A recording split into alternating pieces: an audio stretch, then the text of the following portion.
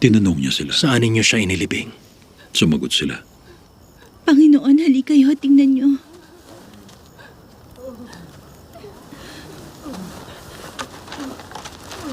Umiyak si Jesus kaya sinabi ng mga Hudyo, tingnan niyo kung gaano niya kamahal si Lazarus. Pero sinabi naman na iba, hindi ba't pinagaling niya ang lalaking bulag? Bakit hindi niya nailigtas sa kamatayan si Lazarus? Muling nabagbag ang puso ni Jesus, kaya pumunta siya sa pinaglibingan kay Lazarus. Isa itong kuweba na tinakpan na isang malaking bato. Pagdating nila ron, sinabi ni Jesus, Alisin ninyo ang bato.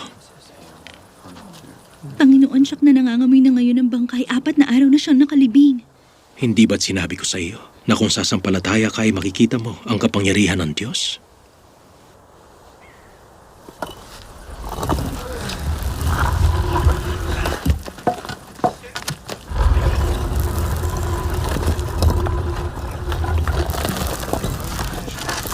kaya inalis nila ang bato.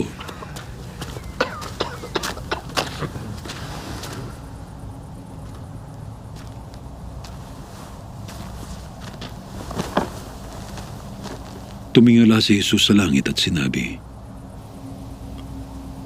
Ama, nagpapasalamat ako sa iyo dahil dininig mo ako. Alam kong lagi mo akong dinidinig.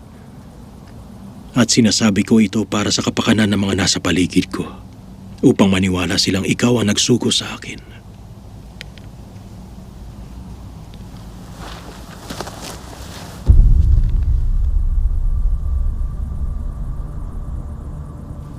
Pagkasabi niya nito, sumigaw siya.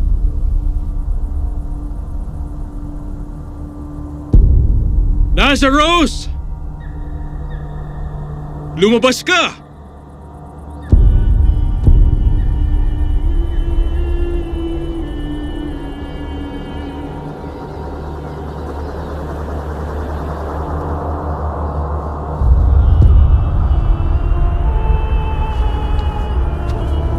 At lumabas nga ang namatay na si Lazarus,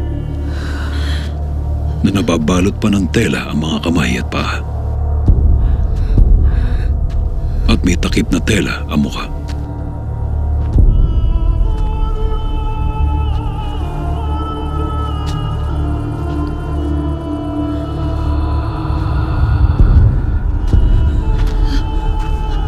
Sinabi ni Jesus sa kanila, Kalagay niyo siya at palakarin. marami sa mga Hudyong dumalaw kina Maria ang sumampalataya na makita nila ang ginawa ni Jesus.